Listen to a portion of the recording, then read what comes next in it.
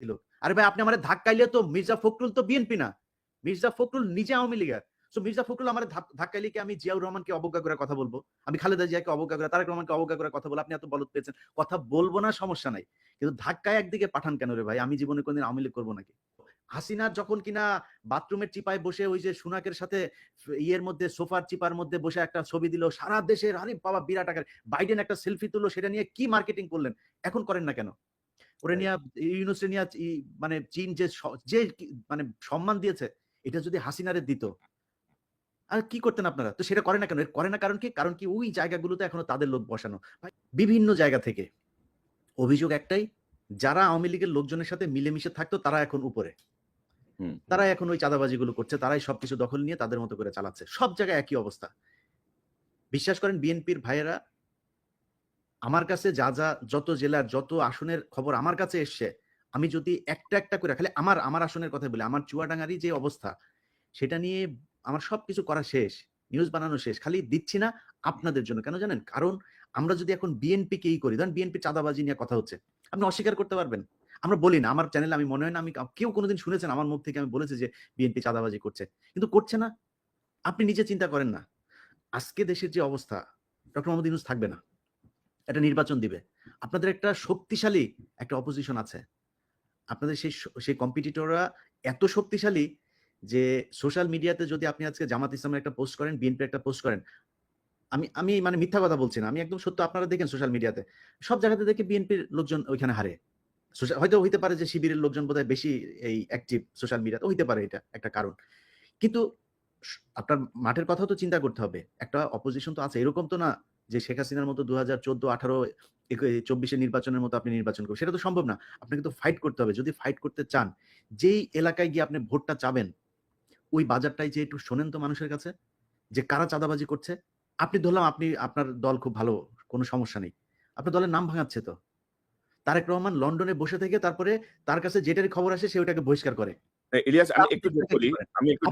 আপনার দেশে থেকে কি করেন ইলিয়াস আমি একটু যোগ করি গত ৮ মাসে প্রায় ১৭০০ নেতাকে বহিষ্কার করেছে বিএনপি কিন্তু বিভিন্ন জায়গা থেকে অভিযোগ আছে যে ভাই অনেকেই করছে যাদের কোনো পদ নাই যাদেরকে বহিষ্কারের কোনো সুযোগ নেই এবং তারা আওয়ামী লীগ করতো তারা আগে আওয়ামী লীগের সাথে ছিল সেই মানুষগুলো কি করছেন এখন এই যে জিনিসগুলো হচ্ছে এটা তো আপনার দলের সমস্যা হচ্ছে আমরা তো চাই যে বিএনপি ক্ষমতায় আসুক কারণ হচ্ছে বাংলাদেশের ভারতের ব্যাপারে বিএনপির যে অবস্থান আমাদের অবস্থান সেম আমরা তো চাই আপনারা আসেন কিন্তু আপনারা যদি নাকি দেশের ভেতরে আপনাদের এই ইমেজ তৈরি করেন তাহলে তো আপনাদের সমস্যা হবে আপনাদের সমস্যা হলে আমাদের সমস্যা হবে যে যেইভাবেই বলেন ডক্টর ইউনূসের অনেক বিষয়ে আমার এই মন্ত্রিসভা ওনার যে উপদেষ্টা পরিষদ আমি ফারুকি তারপরে হচ্ছে গিয়ে আসিফ নজরুল এদের কিনা আমার একদম চরম আপত্তি আছে আমাদের অনেকে সারা দেশের মানুষের আছে আপত্তি আমরা ওইখানে তাদের নিয়ে সমালোচনা করি কিন্তু দেখেন এই যে আজকে যে আলোচনা এই আলোচনার ভিতরে আমরা ডক্টর মোহাম্মদ ইউনূসের ব্যাপারে একটা বাজে কথা বলেছি তার যে আমরা ফেসবুকে পোস্ট করেছে চীনে গিয়ে তার যে সফলতা থাইল্যান্ডে গিয়ে তার যে সফলতা দেশে যে সফলতা দেখাচ্ছেন রিজার্ভ নিয়ে ঈদ নিয়ে মনে হয় আজকে জীবনের প্রথম পুলিশ নিয়ে ভালো একটা রিপোর্ট করেছে আমি আমার কালকে আমার এখানে পোস্ট করেছি কেন করলাম এই সরকারকে আমরা চাই হাসিনা ছাড়া একটা অবস্থা বাংলাদেশে বিরাজ করুক এখন আপনারা যদি মনে করেন আপনাদের বিএনপির দেখেন কথাবার্তাগুলো দেখেন আমরা ভারতের সাথে সমস্যা চাই না আমরা আওয়ামী লীগের এই চাই না আওয়ামী লীগ নিষিদ্ধ হোক চাই না এটা নিষিদ্ধ হওয়া আওয়ামী লীগের বিএনপির এবার এমপি হবে এরকম লোকজনও টকশোতে যায় বলছে ওনারা কারা আওয়ামী লীগকে নিষিদ্ধ করা মনে হচ্ছে উনি আওয়ামী লীগের একজন লোক আপনাদের কথা তো জনগণের বিরুদ্ধে যাচ্ছে আমি তো ফারজানা রূপা না আমি তো সাবান মাহমুদ না আমি ইকবাল সুবানো না আপনি মনে করেন না আপনার কথাবার্তা জনগণের বিরুদ্ধে যাবে আর আমার যে সম্মানটুকু আমি অর্জন করেছি সেটা আপনার কারণে ন্যাংটা হয়ে তারপরে আপনার দলের পক্ষে কথা বলতে হবে এটা আমি বলবো না কখনই বলবো না আপনার বিরুদ্ধে বলছি না একটা কারণে সেটা হচ্ছে যে আমরা চাই যে বিএনপি চুরি বাটপারি যাই করুক ভারতের ব্যাপারে তাদের একটা অবস্থা এবং তারেক রহমান যদি দেশে ফিরে যায় এই চিত্রটা পরিবর্তন হবে ওই কারণে বলছি না অন্য কোনো কারণ না আপনাদের এই কেন্দ্রীয় নেতাদের অনেক ন্যাংটা করে দিতে পারি খালি করি না ওই কারণে তো আমাদের বিষয়টা বুঝতে হবে আর পিনাকিদা আজকে একটা পোস্ট করেছে সেই পোস্টের কথা বলি ভারতের এইবার যেই 100টা এই যে ইন্ডিয়া অ্যালায়েন্স যেটা ছিল এই কি বলে কংগ্রেসের নেতৃত্বে যেটা ছিল তাদের এই আমি মনে করি আসনের 50টা এনে দিয়েছে ধ্রুবরাজ এনে দিয়েছে তো সোশ্যাল মিডিয়া কিন্তু ওয়ার্ক করে এখন ইট ম্যাটার্স অতএব আপনাকে মাথায় রাখতে হবে যে মানুষকে এত অবজ্ঞা করে কথাবার্তা বলা ঠিক না। মানুষ এখন ভোট চাইতে ঘরে, ঘরে যাবে না। মানুষ সোশ্যাল মিডিয়াতে Facebook, YouTube এ মানুষ ভোট দেওয়ার সিদ্ধান্ত নেবে। তার মাথায় ঢুকবে কি হচ্ছে সব দেখে তো মানুষ। সো সমস্যাটা আপনাদের। আপনাদের সমাধান করতে হবে। নতুন কইরা যাদেরকে বিএনপি মনে কইরা বিএনপির বিশাল ধ্বজভঙ্গ বাহিনী একটা তৈরি করেছেন সোশ্যাল মিডিয়াতে নিজেরা এসে তারপরে বলছে, তাদের অনেকেই কান ধইরা তারপরে উঠবস কইরা এই আওয়ামী লীগের পক্ষে যোগ দিয়েছিল। আজকে যে মনির হায়দারের কথা বলেন, সেই মনির হায়দার ২ দিন আগে এখানে আওয়ামী লীগের লোকজনের সাথে বৈঠক করেছে। কার, কার হত্যা মামলা থেকে করা যাবে তাদের তালিকা নিয়েছে। সেগুলো তিনি আশ্বাস দিয়েছেন বিবেচনা করা হবে তার প্রধান উপদেষ্টার সাথে কথা বলে। ছবি আছে। কালকে নিউজ দিব আমার এটা কাদের সাথে যুক্তরাষ্ট্র ছাত্রলীগের প্রেসিডেন্টের সাথে তার বাসায় বৈঠক করেছে তিনি। সেখানকার ছবি আছে। কালকে যাবে আমার এখানে সেই নিউজ। এটা করছেন। আপনি শাহেদ আলম, সেই শাহেদ আলমকে কার লোক আমরা চিনি না? তারা এখন আপনাদের লোক। তারা এখন নাকি তারা বিএনপির পক্ষ নিয়ে কথা বলে। অথচ তারেক এই শাহেদ আলম কয়দিন আগে বলেছে তারেক রহমানকে সে চিনে না। কি যেন এই মনির হায়দার আর শাহেদ আলম ২ জন পাশাপাশি চেয়ারে বসে টক শো করেছে। যে কি যেন লন্ডনে কে যেন একজন আছেন কে যেন একজন আছে। হ্যাঁ, হ্যাঁ, কে যেন একজন আছে সাধারণ সম্পাদক। তারা আজকে বিএনপির লোক ভাই। আর আমরা হচ্ছে বিএনপি বিরোধী লোক। আরে ভাই আপনি আমারে ধাক্কাইলে তো মির্জা ফখরুল তো বিএনপি না। মির্জা ফখরুল নিজে আওয়ামী লীগের। সো মির্জা ফখরুল আমারে ধাক্কাইলে কি আমি জিয়াউর রহমানকে অবজ্ঞা করে কথা বলবো?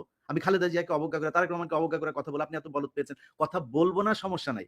কিন্তু ধাক্কায় একদিকে পাঠান কেন রে ভাই? আমি জীবনে কোনদিন আওয়ামী লীগ করব নাকি? আপনি যত কিছুই করেন আনলেস আপনি ইন্ডিয়ার পক্ষে কোনো অবস্থান নিচ্ছেন, আপনার বিরুদ্ধে আমি কখনোই যাব না। চুরি আমি ৫ বছর আগেও বলেছি, আজকেও বলছি, ৫ বছর পরেও বলব। চুরি বিএনপির আজকে অনেক জায়গায় ধরেন কিছু প্র্যাকটিক্যাল কথাবার্তা বলি। ধরেন একটা হাটের ইজারা আওয়ামী লীগের নেতাদের হাতে ছিল। আওয়ামী লীগ পলাতক। এখন ওই হাটটা তো চলতে হবে। হাট তো আর ডক্টর ইউনূস যা চালাবে না। স্বরাষ্ট্রমন্ত্রী চালায় না, বাণিজ্য মন্ত্রী চালায় না। তো হাটটা চালাবে কারা? এখন ইজারা যে নিয়েছিল সে পলাতক। আর বিএনপির লোকজন যা ওইখানে ওইটা দখলে নিয়েছে। তারা গিয়ে এখন ওইটার করে। এখন আপনার এগুলিরও চাঁদাবাজি হিসাবে মিডিয়াতে প্রচার করা হচ্ছে। এখন কেন প্রচার করা হচ্ছে? এর কারণ হচ্ছে কনক ভাই শুরুতে একটা কথা বলেছেন যে মিডিয়া সেভাবে প্রচার করছে না। আপনি তো মিডিয়ায় সব জায়গায় তার লোক বসায় রেখেছেন। সে করবে কেন?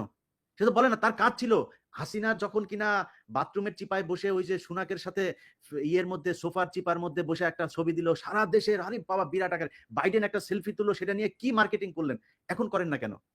ওরে নিয়া ইউনূসের নিয়া মানে চীন যে মানে সম্মান দিয়েছে এটা যদি হাসিনারে দিত আর কি করতেন আপনারা? তো সেটা করে না কেন? করে না কারণ কি? কারণ কি ওই জায়গাগুলোতে এখনো তাদের লোক বসানো। ভাই ওইটা ঠিক করেন। ওগুলি যদি ঠিক করেন, পিনাকি, ইলিয়াস, কনক সারোয়ার এদের কাছে আসতে হবে না মানুষের।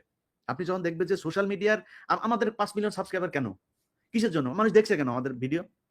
কিছু আছে নিশ্চয়ই। আপনি মানুষের যদি গলা টিপা অনেক মানুষ আছে। আমি নাম আর আজকে ধরলাম না। এই যে মির্জা ফখরুলের ঘরজামাই ফাহাম আব্দুল সালাম থেকে শুরু করে বহুত আছে। আমারটা আমি বলছি, আমার বক্তব্য পিনাকিদা বা কনক সারোয়ারের না। আমারটা আমি বলছি। যে এই অনেক গজানো লোকজন আছে।